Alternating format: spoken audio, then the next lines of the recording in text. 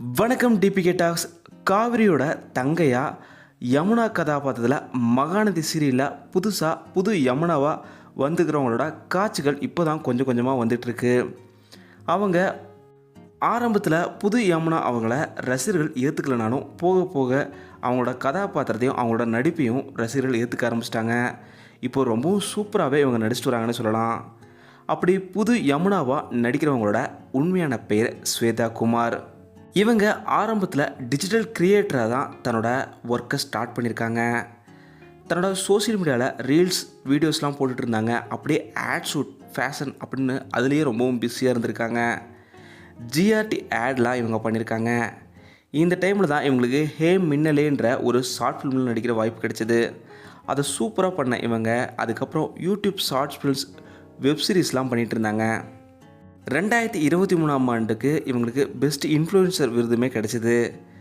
என் ஹரிணின்ற ஒரு ஷார்ட் ஃபிலிமே ரொம்பவும் நல்லா பண்ணியிருந்தாங்க இவங்க. இந்த நிலையில் தான் மகாநதி சீரியலில் புது யமுனாவுக்கு ஆடிஷன் போனதை இவங்க பார்த்துருக்காங்க. தானும் போய் அந்த ஆடிஷனில் கலந்துருக்காங்க. ஆரம்பத்தில் செலக்ட் ஆகும்ன்ற பெரிய நம்பிக்கை இல்லாமல் தான் போயிருக்காங்க. ஆனால் இவங்களோட நடிப்பை பார்த்து இயக்குனர் இவரை செலக்ட் பண்ணியிருக்காங்க. சொல்லப்போனால் மகாநதி சீரியல் தான் இவங்களோட முதல் மீடியா கரியர், முதல் சீரியலே ரீப்ளேஸ்மெண்ட்டாக வந்துமே தன்னோட மிகப்பெரிய கான்ஃபிடென்ஸால் ரொம்பவும் சூப்பராக நடிச்சிட்டு வராங்க யமுனாவை நடிக்கிற ஸ்வேதா. அவங்க கண்டிப்பாக போக போக இவங்க சிங்கிள் ரோலில் ஹீரோயினாக சீரியல்களில் நடிக்கிறதுக்கும் அதே போல் மூவியில் லீட் ஹீரோயினாக நடிக்கிறதுக்கான வாய்ப்புகள் அதிகமாக இருக்குது. அந்தளவுக்கு ரொம்பவும் சூப்பராக நடிச்சிட்டு வராங்க ஸ்வேதா அவங்க.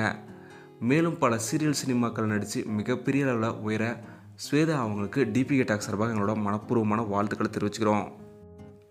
மகாநதி சீரியலில் யமுனா கதாபாத்திரம் இவங்க எப்படி நடிக்கிறாங்கன்னு நீங்களும் மறக்காம கீழே கமெண்ட்டில் சொல்லுங்கள். இந்த வீடியோ உங்களுக்கு பிடிச்சிருந்தா லைக் பண்ணுங்கள், கமெண்ட் பண்ணுங்கள், ஷேர் பண்ணுங்கள். டிபிகே டாக்ஸ் இன்னும் சப்ஸ்கிரைப் பண்ணலாம், சப்ஸ்கிரைப் பண்ணுங்கள். மறக்காமல் பக்கத்தில் இருக்க பெல் ஐக்கானை கிளிக் பண்ணிடுங்க.